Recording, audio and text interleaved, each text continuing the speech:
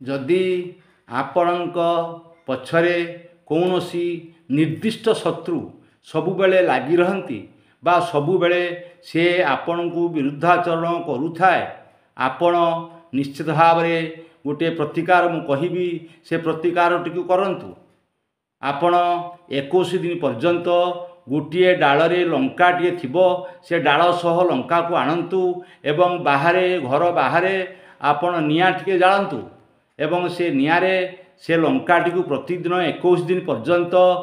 ओम चिमी चिमी से लोकर नाट को सीटी कहिबे ओम चिमी चिमी स्वाहा स्वाहा जगार से व्यक्तिर नामटी को कहतु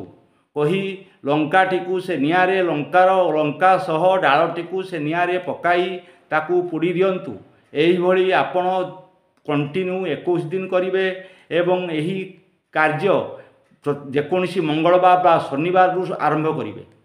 ए कथा को ध्यान दियंतु। तेणु ओम चिमी चिमी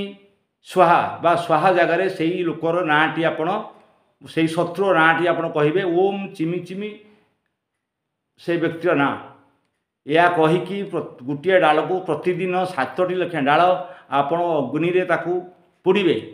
फल से व्यक्तिर शत्रुता आपण धीरे धीरे धीरे तार प्रभाव कमिजिव एवं से व्यक्ति आपण